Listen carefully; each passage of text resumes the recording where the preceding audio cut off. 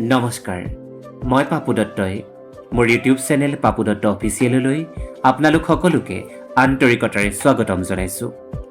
আজি মই আপোনালোকৰ বাবে লৈ আহিছোঁ ভাৰত তথা অসমৰ ক্ৰীড়াক্ষেত্ৰৰ বহুকেইটা গুৰুত্বপূৰ্ণ প্ৰশ্নোত্তৰ। এই প্ৰশ্নোত্তৰকেইটা কেৱল আহি থকা তৃতীয় আৰু চতুৰ্থ বৰ্গৰ পৰীক্ষাৰ বাবে উপযোগী নহয়, বিভিন্ন প্ৰতিযোগিতামূলক পৰীক্ষাৰ বাবেও অতি উপযোগী হ'ব। গতিকে আপোনালোক সকলোৱে চাব পাৰিব।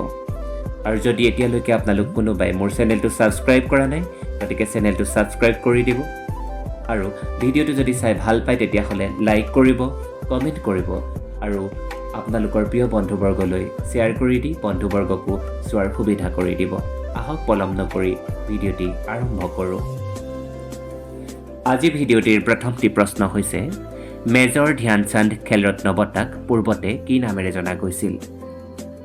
ইয়াৰ উত্তৰটো হৈছে ৰাজীৱ গান্ধী খেলৰত্ন বঁটা। আৰু এই বঁটাটি হৈছে ভাৰতৰ ক্ৰীড়াক্ষেত্ৰৰ সৰ্বোচ্চ বঁটা। আপোনালোকে মনত ৰাখিব, এইটো এটা অতি গুৰুত্বপূৰ্ণ প্ৰশ্ন। এইবাৰ আহিছোঁ ভিডিঅ'টিৰ দ্বিতীয়টি প্ৰশ্নলৈ। দ্বিতীয়টি প্ৰশ্ন হৈছে, ভাৰতৰ একমাত্ৰ ৰাষ্ট্ৰীয় ক্ৰীড়া বিশ্ববিদ্যালয়খন কোন ৰাজ্যত আছে? ভাৰতৰ একমাত্ৰ ৰাষ্ট্ৰীয় ক্ৰীড়া বিশ্ববিদ্যালয়খন আছে মণিপুৰত। আপোনালোকে মনত ৰাখিব। আৰু এই বিশ্ববিদ্যালয়খন প্ৰতিষ্ঠা কৰা হৈছিল 2018 চনত। এইবাৰ আহিছোঁ 3 নম্বৰ প্ৰশ্নটিলৈ। 3 নম্বৰ প্ৰশ্নটি হৈছে, 2022 বৰ্ষত কোনজন খেলুৱৈয়ে মেজৰ ধ্যানচান্দ খেলৰত্ন বঁটা লাভ কৰিছিল? এই প্ৰশ্নটিৰ উত্তৰটি হ'ব শৰৎ কমল। এনেকুৱাকৈ প্ৰশ্ন হ'ব পাৰে যে শৰৎ কমল কোনবিধ খেলৰ সৈতে জড়িত? আমি সকলোৱে জানো শৰৎ কমল হৈছে এগৰাকী টেবুল টেনিছ খেলুৱৈ। এইবাৰ আহিছোঁ 4 নম্বৰ প্ৰশ্নটিলৈ। 4 নম্বৰ প্ৰশ্নটি হৈছে, 2022 বৰ্ষৰ ফিফা বিশ্বকাপ কোন দেশে জয় কৰিছিল? এই উত্তৰটো আমি সকলোৱে জানো। উত্তৰটি হৈছে আৰ্জেণ্টিনা। অৰ্থাৎ আৰ্জেণ্টিনাই 2022 বৰ্ষৰ ফিফা বিশ্বকাপ জয় কৰিবলৈ সক্ষম হৈছিল। এইবাৰ আহিছোঁ 5মটি প্ৰশ্নলৈ। এই প্ৰশ্নটি হৈছে, 2022 বৰ্ষৰ কমনৱেলথ গেমছত কোনখন দেশে সৰ্বাধিক পদক লাভ কৰিছিল? ইয়াৰ উত্তৰটি হ'ব অষ্ট্ৰেলিয়াই। আৰু মনত ৰাখিব, 2022 বৰ্ষৰ কমনৱেলথ গেমছত ভাৰতে 61টা পদক লাভ কৰি পদক তালিকাৰ 4ৰ্থ স্থান লাভ কৰিছিল।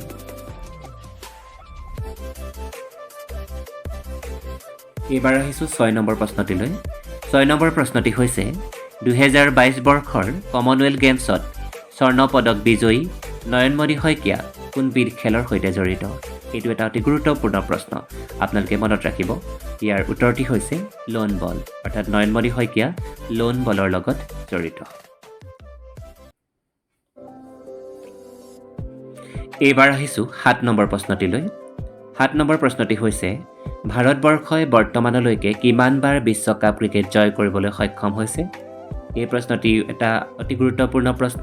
উত্তৰটি আমি সকলোৱে জানো, 2বাৰ, 1983 চন আৰু 2011 চনত ভাৰতবৰ্ষই বিশ্বকাপ ক্ৰিকেট জয় কৰিবলৈ সক্ষম হৈছিল। এইবাৰ আহিছোঁ 8 নম্বৰ প্ৰশ্নটিলৈ। 8 নম্বৰ প্ৰশ্নটি হৈছে, 2026 চনৰ ফিফা বিশ্বকাপ কোন দেশত অনুষ্ঠিত হ'ব?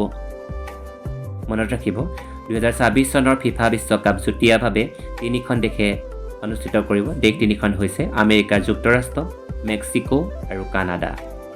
এইটো এটা অতি গুৰুত্বপূৰ্ণ প্ৰশ্ন, গতিকে মনত ৰাখিবলৈ চেষ্টা কৰিব। এইবাৰ আহিছোঁ 9 নম্বৰ প্ৰশ্নটিলৈ। 2023 বৰ্ষত অসম চৰকাৰে অনুষ্ঠিত কৰা খেল মহাসংগ্ৰামৰ মেস্কটটোৰ নাম কি? মেস্কটটোক অসমীয়াত শুভংকৰ বুলিও কয়। গতিকে 2023 বৰ্ষৰ অসম চৰকাৰে অনুষ্ঠিত কৰা খেল মহাসংগ্ৰামৰ মেস্কটটোৰ নাম হৈছে ডোডান। এইটো এটা অতি গুৰুত্বপূৰ্ণ প্ৰশ্ন, গতিকে মনত ৰাখিবলৈ চেষ্টা কৰিব। এইবাৰ আহিছোঁ 10 নম্বৰ প্ৰশ্নটিলৈ। এইটো এটা অতি গুৰুত্বপূৰ্ণ প্ৰশ্ন। ভাৰতত ৰাষ্ট্ৰীয় ক্ৰীড়া দিৱস কোন তাৰিখে পালন কৰা হয়? এই উত্তৰটো হয়তো আমি সকলোৱে জানো। এই প্ৰশ্নটিৰ উত্তৰটি হৈছে 29 আগষ্ট। প্ৰতি বছৰে 29 আগষ্ট তাৰিখে ভাৰতত ৰাষ্ট্ৰীয় ক্ৰীড়া দিৱস পালন কৰা হয়।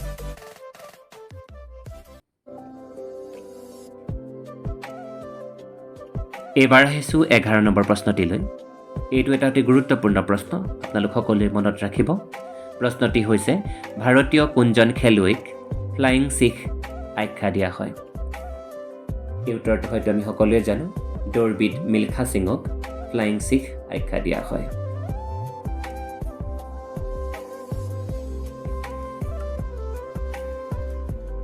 এইবাৰ আহিছোঁ 12 নম্বৰ প্ৰশ্নটিলৈ। 12 নম্বৰ প্ৰশ্নটি হৈছে অৰ্জুন বঁটা লাভ কৰা অসমৰ প্ৰথমজন খেলুৱৈ কোন? এই উত্তৰটো আমি সকলোৱে জানো, দৌৰবিদ ভোগেশ্বৰ বৰুৱা। অৰ্থাৎ অৰ্জুন বঁটা লাভ কৰা অসমৰ প্ৰথমজন খেলুৱৈ হৈছে দৌৰবিদ ভোগেশ্বৰ বৰুৱা। ভোগেশ্বৰ বৰুৱাৰ জন্মদিনটো 3 ছেপ্টেম্বৰ তাৰিখটো অবিৰতি দিৱস হিচাপে পালন কৰা হয়, এই কথা আমি সকলোৱে জানো। এইবাৰ আহিছোঁ 13 নম্বৰ প্ৰশ্নটিলৈ। নৰ্থ চেনেল সাঁতুৰি পাৰ হোৱা প্ৰথমগৰাকী অসমীয়া কোন? এইটো 2022 বৰ্ষতে নৰ্থ চেনেল সাঁতুৰি পাৰ হৈছে এগৰাকী খেলুৱৈ। এই খেলুৱৈগৰাকীৰ নাম হৈছে এলভিছ আলী হাজৰিকা, যাক অসমৰ জলকোঁৱৰ বুলিও জনা যায়। এইটো অতি গুৰুত্বপূৰ্ণ প্ৰশ্ন, গতিকে আপোনালোক সকলোৱে মনত ৰাখিব। এইবাৰ আহিছোঁ 14 নম্বৰ প্ৰশ্নটিলৈ। 14 নম্বৰ প্ৰশ্নটি হৈছে ভাৰতীয় ক্ৰীড়া ক্ষেত্ৰৰ সৰ্বোচ্চ সন্মান মেজৰ ধ্যানচান্দ খেলৰত্ন বঁটা লাভ কৰা প্ৰথমগৰাকী অসমৰ খেলুৱৈ কোন? এইটো অতি গুৰুত্বপূৰ্ণ প্ৰশ্ন। ইয়াৰ উত্তৰটি হৈছে লাভলীনা বৰগোহাঁই। সকলোৱে মনত ৰাখিবলৈ চেষ্টা কৰিব। এইবাৰ আহিছোঁ 15 নম্বৰ প্ৰশ্নটিলৈ। 15 নম্বৰ প্ৰশ্নটি হৈছে অলিম্পিকত অংশ লোৱা প্ৰথমগৰাকী অসমৰ খেলুৱৈ কোন? এইটো এটা অতি গুৰুত্বপূৰ্ণ প্ৰশ্ন, মনত ৰাখিব। অলিম্পিকত অংশ লোৱা প্ৰথমগৰাকী অসমৰ খেলুৱৈ হৈছে ফুটবলাৰ ডাক্তৰ তালিমেৰন আও। তেওঁ ইয়াত 29শ হৈ গ'ল। 1948 চনৰ লণ্ডন অলিম্পিকত অংশগ্ৰহণ কৰিছিল। ক্ষমা কৰিব, ইয়াত 1900টো 29শ হৈছে, ক্ষমা কৰিব। এইবাৰ আহিছোঁ 16 নম্বৰ প্ৰশ্নটিলৈ।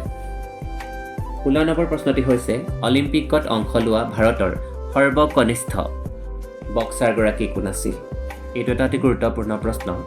এই প্ৰশ্নটিৰ উত্তৰটি হৈছে শিৱ থাপা। তেওঁ অসমৰ, আমি সকলোৱে জানো। তেওঁ 2012 বৰ্ষত লণ্ডনত অনুষ্ঠিত হোৱা যি অলিম্পিক তাত অংশগ্ৰহণ কৰিছিল। এইবাৰ আহিছোঁ 17 নম্বৰ প্ৰশ্নটিলৈ। 17 নম্বৰ প্ৰশ্নটি হৈছে কমনৱেলথ গেমছত পদক লাভ কৰা প্ৰথমগৰাকী অসমৰ খেলুৱৈ কোন? এইটো এটা অতি গুৰুত্বপূৰ্ণ প্ৰশ্ন। এই প্ৰশ্নটিৰ উত্তৰটি হৈছে নয়নমণি শইকীয়া। অৰ্থাৎ নয়নমণি শইকীয়াই বাৰ্মিংহাম 2022 চনত অনুষ্ঠিত হোৱা যি কমনৱেলথ গেমছ তাত স্বৰ্ণ পদক লাভ কৰিবলৈ সক্ষম হৈছে। 18 নম্বৰ প্ৰশ্নটি হৈছে নেশ্যনেল গেমছ 2022ত সোণৰ পদক লাভ কৰা অংকুশিতা বড়ো কোনবিধ খেলৰ লগত জড়িত? এই প্ৰশ্নটিৰ উত্তৰটি হৈছে বক্সিং, আমি সকলোৱে জানো। আৰু নেশ্যনেল গেমছ 2012 এইটো 33 সংখ্যক আছিলে, আৰু এই প্ৰতিযোগিতা অনুষ্ঠিত হৈছিল গুজৰাটত। এইবাৰ আহিছোঁ 19 নম্বৰ প্ৰশ্নটিলৈ। 19 নম্বৰ প্ৰশ্নটি হৈছে ভাৰতৰ দ্ৰুততম মানৱৰূপে পৰিগণিত হোৱা খেলুৱৈগৰাকী কোন? এই প্ৰশ্নটোৰ উত্তৰ আমি সকলোৱে জানো। এই ৰেকৰ্ডটো 2022তে হৈছে, গতিকে পৰীক্ষাত অহাৰ যথেষ্ট সম্ভাৱনা আছে। ইয়াৰ উত্তৰ হৈছে অসম সন্তান অম্লান বৰগোহাঁই। অসম সন্তান অম্লান বৰগোহাঁই ভাৰতৰ দ্ৰুততম মানৱৰূপে পৰিগণিত হৈছে। এইবাৰ আহিছোঁ আজিৰ ভিডিঅ'টিৰ শেষৰটি প্ৰশ্ন, অতি গুৰুত্বপূৰ্ণ প্ৰশ্ন। অসমৰ কোনগৰাকী খেলুৱৈক ধিং এক্সপ্ৰেছ আখ্যা দিয়া হয়? ইয়াৰ উত্তৰ হয়তো আমি সকলোৱে জানো, হিমা দাস। দৌৰবিদ হিমা দাসক ধিং এক্সপ্ৰেছ আখ্যা দিয়া হয়। আজিৰ ভিডিঅ'টিত আপোনালোকৰ বাবে এইকেইটা প্ৰশ্নোত্তৰকে লৈ আহিছোঁ।